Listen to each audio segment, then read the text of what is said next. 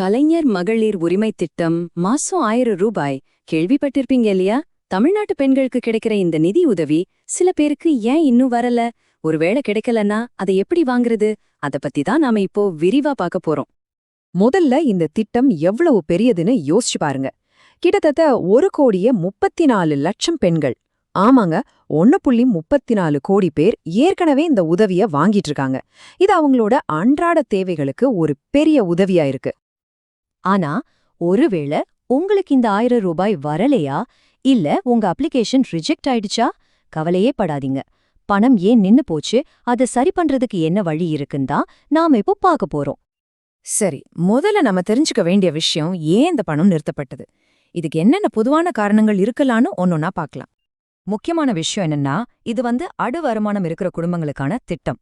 ஒருவேளை உங்க குடும்பத்தோட வருடாந்திர வருமானம் அரசாங்கம் சொன்ன அளவை விட அதிகமா இருந்தாலோ, இல்ல உங்க பேர்ல கார் மாதிரி வாகனங்கள் இருந்தாலோ உங்க விண்ணப்பம் நிராகரிக்கப்பட வாய்ப்பிருக்கு.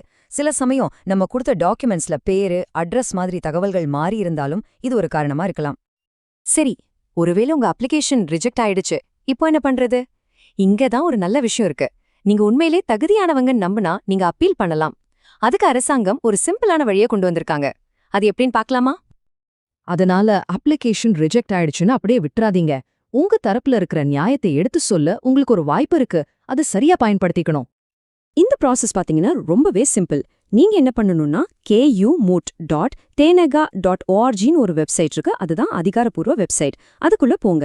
உங்க பேரு, ரேஷன் கார்டு நம்பர் மாதிரியான சில பேசிக் டீடைல்ஸை கொடுங்க. உடனே உங்க மொபைலுக்கு ஒரு ஓடிபி வரும். அந்த ஓடிபியை போட்டு லாகின் பண்ணி உங்க புகாரை ஈஸியா பதிவு பண்ணிடலாம். எல்லாமே உங்க போன்ல இருந்தே செஞ்சிடலாம். பாருங்க. நீங்க இப்படி அப்பீல் பண்ணதுக்கு அப்புறம் உங்க மனு நேரா ஆர்டிஓ, அதாவது வருவாய் கோட்டாட்சியர்கிட்ட போகும். அவங்க அதை சரிபார்ப்பாங்க. தேவைப்பட்டா உண்மையிலே நீங்க தகுதியானவங்க தானான்னு செக் பண்றதுக்கு உங்க வீட்டுக்கே நேர்ல வந்து கூட விசாரணை பண்ணுவாங்க. இது வெறும் சும்மா ஒரு நடைமுறை கிடையாதுங்க. இது அரசாங்கத்தோட வாக்குறுதி. முதல் அமைச்சரே தெளிவா சொல்லிருக்காரு, தகுதி இருக்கிற யாருமே விடுபட்டு போகக்கூடாதுன்னு. நீங்க அப்பீல் பண்ணி உங்களுக்கு தகுதி இருந்துச்சுன்னா கண்டிப்பா உங்களுக்கு உரிமை தொகை கிடைக்கும். ஓகே, ஏற்கனவே அப்ளை பண்ணுவங்க கதை இது. இப்போ புதுசா தகுதியானவங்களோட நிலைமை என்ன? அவங்களுக்கு இந்த திட்டத்துல இடம் இருக்கா இல்லையா? இப்போ பாருங்க, முதல் ரவுண்ட் அப்ளிகேஷன்லாம் முடிஞ்சிருச்சு. ஆனா அதுக்கப்புறம் புதுசா ரேஷன் கார்டு வாங்கினவங்க, இல்ல இப்பதான் தகுதி பெற்றவங்க இருப்பாங்க இல்லையா, அவங்க என்ன பண்றது? அவங்களால அப்ளை பண்ண முடியுமா? ஒரு சூப்பர் நியூஸ்.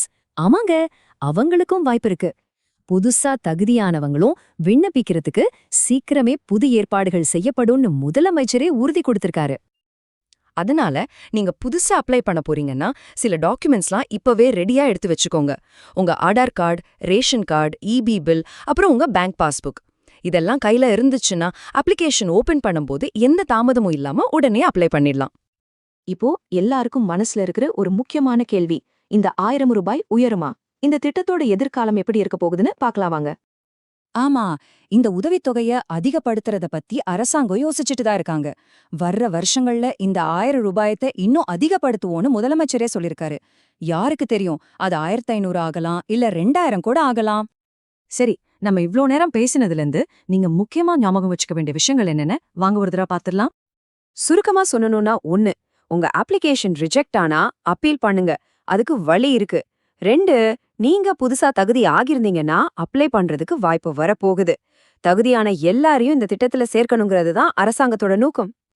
பாருங்க, இந்த திட்டம் உங்களுக்காக கொண்டு வரப்பட்டது. உங்க உரிமையை வாங்குறதுக்கான வழிகளும் இப்போ ரொம்ப தெளிவா இருக்கு.